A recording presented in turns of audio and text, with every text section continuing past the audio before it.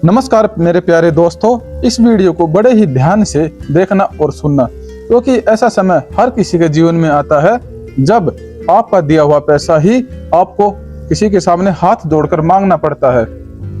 क्या आपके साथ कभी ऐसा हुआ है कि किसी ने आपके सामने हाथ फैलाकर रोते हुए आपसे पैसे उधार लिए हो, लेकिन जब वापस देने की बारी आई तो उसने आपको ब्लॉक कर दिया, आपके फोन उठाने बंद कर दिए या फिर आपको ही आके दिखाना शुरू कर दिया। आज की यह कहानी आपके दिल को छू जाएगी और आपको एक ऐसा रास्ता दिखाएगी जिससे आपका डूबा हुआ एक एक पैसा सामने वाला खुद चलकर वापस देने आएगा। मिलिए राघव से। राघव स्वभाव का बेहद सीधा, ईमानदार और मेहनती इंसान था। उसने अपनी दिन रात की मेहनत और खून पसीने की कमाई से कुछ पैसे जोड़कर रखे थे ताकि वह अपनी बेटी की उच्च शिक्षा और उसकी शादी का खर्च उठा सके। राघव के पड़ोस में ही उसका एक पुराना परिचित रहता था जिसका नाम था विक्रम। एक रात विक्रम राघव के घर आया। उसकी आंखों में आंसू थे, हाथ कांप रहे थे। उसने राघव के पैर पकड़ लिए और रोते हुए बोला, राघव भाई, मेरी माँ अस्पताल में जिंदगी और मौत के बीच झूल रही है। अगर आज मुझे 3 लाख रुपए नहीं मिले तो डॉक्टर उनका इलाज करना बंद कर देंगे। मेरे घर के बाकी लोग भी सड़क पर आ जाएंगे। भगवान के लिए मेरी मदद कर दो। मैं अगले 3 महीने में तुम्हारी पाई ब्याज समेत लौटा दूंगा। राघव का दिल पिघल गया।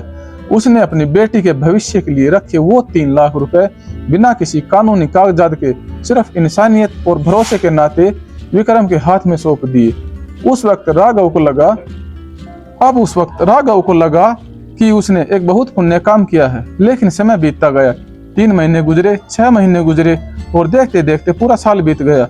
विक्रम ने पैसे लौटाना तो दूर, राघव से बात करना भी बंद कर दिया। जब राघव उसके घर जाता तो विक्रम बहाने बनाता। धीरे धीरे विक्रम का लहजा बदल गया। एक दिन जब राघव ने बहुत मिन्नतें की तो विक्रम ने गुस्से में कहा, कैसा पैसा? कौन सा पैसा? कैसा पैसा? कौन सा पैसा? तुम्हारे पास क्या सबूत है कि तुमने मुझे पैसे दिए थे? जो करना है कर लो, मेरे पास एक डेला नहीं है, भाग जाओ यहाँ से। राघव के पैरों तले जमीन खिसक जाती है। उसकी बेटी की कॉलेज की फीस भरने का समय आ चुका था और उसके पास पैसे नहीं थे। वह रात रात भर रोता। उसकी भूख प्यास मिट चुकी थी। जिस इंसान की उसने जान बचाई थी, आज उसी इंसान ने उसे जीते जी मार दिया था। राघव गहरे डिप्रेशन में चला गया। उसे समझ नहीं आ रहा था कि वह कानून के पास जाए तो कैसे जाए, क्योंकि उसके पास कोई लिखित सबूत ही नहीं था।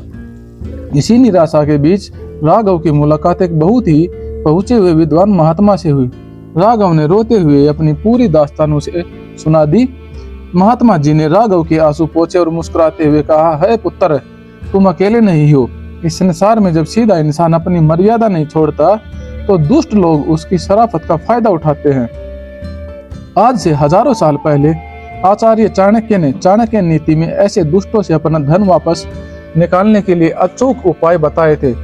अगर कोई तुम्हारा पैसा दबाकर बैठ गया है तो चाणक्य के इन 4 तरीकों यानी इन चरणों को नीति से अपनाओ।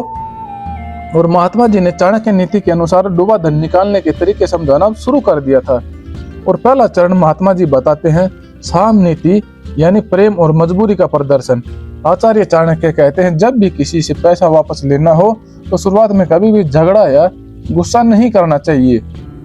राघव, अब तुम विक्रम के पास जाओ, लेकिन उससे अपना हक मत मांगो, बल्कि उसके पास सामने अपनी ऐसी मजबूरी रख दो कि उसका अहंकार जाग जाए।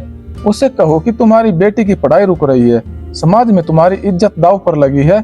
अगर उसके भीतर थोड़ी सी भी इंसानियत बची होगी तो वह शर्म के मारे कुछ पैसे दे देगा। लेकिन राघव ने कहा, गुरुदेव, मैं ये करके देख चुका हूँ। विक्रम के भीतर की इंसानियत मर चुकी है, उसे मेरी मजबूरी से कोई फर्क नहीं पड़ता। तब महात्मा जी ने कहा, तो फिर अब समय है चाणक्य के दूसरे और सबसे अचूक हथियार का, जिसे आज के समय में सोशल गेमिंग या सामाजिक प्रतिष्ठा पर चोट कहा जाता है। दूसरा चरण, दाम और प्रतिष्ठा पर वार, पोस्टर और ढिंडोरा नीति। आचार्य चाणक्य का मानना था कि एक दुष्ट और लालची इंसान को अपनी जान से ज्यादा प्यारी इज्जत और सामाजिक प्रतिष्ठा होती है। वह सोचता है कि उसने तुमसे छिपकर पैसे लिए हैं, इसलिए समाज में वह आज भी एक शरीफ इंसान बनकर घूम रहा है। उसकी इस शराफत के मुखौटे को उतार कर फेंक दो। तुम एक ऐसा काम करो, एक साफ सुथरा पोस्टर छपवाओ उस पोस्टर पर विक्रम की फोटो लगवाओ और बड़े बड़े अक्षरों में लिखो और सूचना प्रसारित करो, इस व्यक्ति ने संकट के समय अपनी माँ के इलाज के नाम पर मुझसे 3 लाख रुपए उधार लिए थे और अब 1 साल बीत जाने के बाद भी यह मेरा पैसा वापस नहीं कर रहा है और मांगने पर मुकर रहा है। कृपया इस धोखेबाज व्यक्ति से लेन देन करते समय सावधान रहे और पूरे शहर में इस तरह के कम से कम 50 से 100 पोस्टर लगाएं। इस पोस्टर की कॉपियां बनवाकर विक्रम के घर के बाहर, उसकी दुकान या जहां वह नौकरी करता है उस ऑफिस के बाहर और उसके मोहल्ले के मुख्य चौराहों पर चिपका दो। इतना ही नहीं, उसके जितने भी दोस्त, रिश्तेदार और जानने वाले हैं उन सभी को इस पोस्टर की फोटो व्हाट्सएप और सोशल मीडिया पर भेज दो। जब समाज के लोग विक्रम को हिकारत की नजर से देखेंगे, जब उसके रिश्तेदारों के बीच उसकी थूथू होगी, जब उसकी दुकान पर आने वाले ग्राहक उस पर थूकेंगे, तो उसका वो झूठा अहंकार चूर चूर हो जाएगा और समाज में मुंह दिखाने के लायक न रहने के डर से वह खुद तुम्हारे पैसे पकड़ाने आएगा और तुम्हारा पैसा वापस करेगा। अब तीसरा चरण है भेद नीति यानी कमजोरी का इस्तेमाल करो। महात्मा जी ने आगे कहा, अगर इसके बाद भी वह न सुधरे तो भेद नीति अपनाओ।